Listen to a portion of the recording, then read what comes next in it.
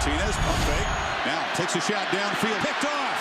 Underthrown by Martinez. Takes the handoff, and now keeper by Locker at the 15. He's to the 10, breaks a tackle and scores! Touchdown!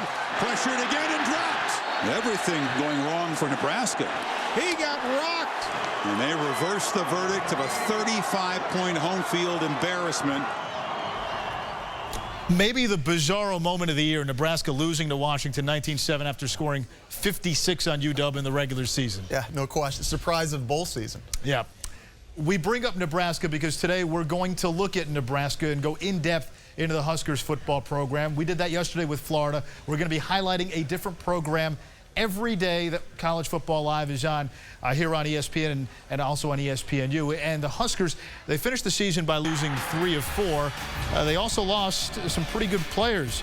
Roy Halou Jr., second team All Big 12. He was the Huskers' eye-back.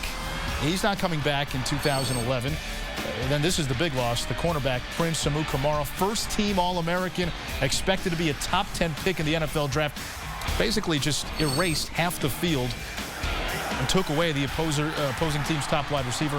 And Niles Paul, solid wide receiver and kick returner for his career, 5 touchdown catches, 2 kickoffs that he returned for a touchdown. Those 3 losses, what do you make of them for Nebraska? There's so much production lost on both sides of the football for Nebraska moving forward. All right. Those are the guys that Nebraska loses.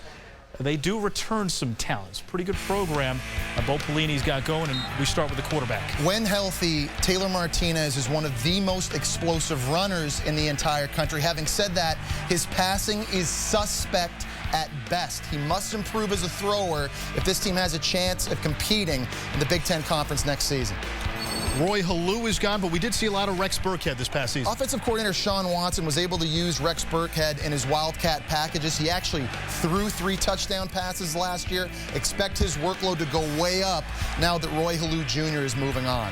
And it surprised some that Jared Crick decided to come back for his senior year. Well, Jared Crick is a very, very dominant defensive tackle at the 3-technique position, demands double teams, and he saw a lot more double teams this past season without Ndamukong Suh lining up beside him. He will return next year. Baker Steinkuhler returns also at defensive tackle. That will lead to one of the best interior defensive lines in all of college football next year for Nebraska. On offense, Nebraska pretty much returns the players who accounted for most of their passing yards, while their top rushers return as well. Their leading receiver is Brandon Kinney. He had 44 catches for 494 yards and 5 touchdowns last season. We're now joined by Kevin Kugler from ESPN Radio 1620 in Omaha. And Kevin, Nebraska had such a promising start to the season. Then they lose 3 out of their final 4. What happened down the stretch? Offense became a real problem, Anish. They could not move the football against good defenses, and then by the time they got to the end of the season, the offense was completely out of kilter. Sean Watson, Nebraska's offensive coordinator, looking to retool everything for the most part in the offseason to try to figure out a way to get this offense back on track going into 2011. I know Taylor Martinez was a little banged up toward the end of the year, but there was also that issue of him and Bo Pelini, that dynamic. Describe what their relationship is like. I think their relationship is complicated. That's probably the best way to put it. They are 2 guys who obviously have very different approaches to the game. Taylor Martinez is a laid-back Californian, and I think we all know Bo Pelini is not quite as laid-back as Taylor Martinez might be. They found some common ground, though, at the end of the year. I don't think that relationship's a problem going forward. Why did Taylor Martinez decide to come back?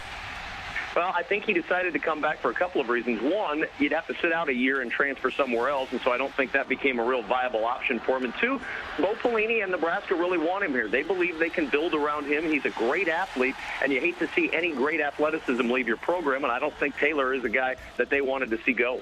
Kevin Kugler from ESPN Radio 1620 in Omaha.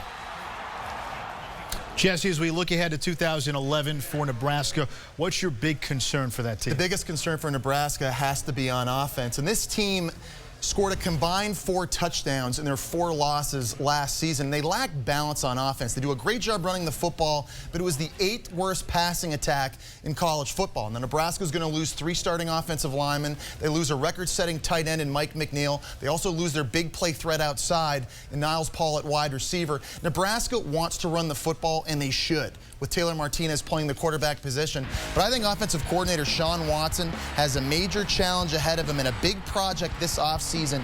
A, trying to establish and determine who the playmakers will be next year at the skill position sets on offense. But B, he really has to work with Taylor Martinez in terms of his fundamentals and mechanics, throwing the football, and his decision-making, because they were both suspect at best this year. They must be so much more balanced next year to compete on that side of the football in the Big Ten. There's also that brave new world element. They're going to a different conference. Nebraska moving from the Big 12 to the Big 10. And let's bring Todd Blackledge back into the conversation. Todd, how does Nebraska's style play in the Big 10?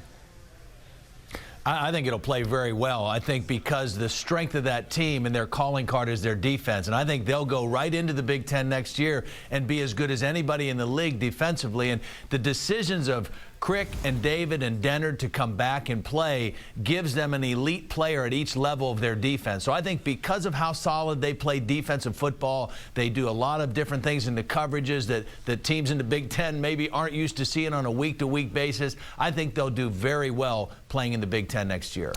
Todd, Jesse had talked about Taylor Martinez earlier. In your eyes, what does he have to do in order to take that next step?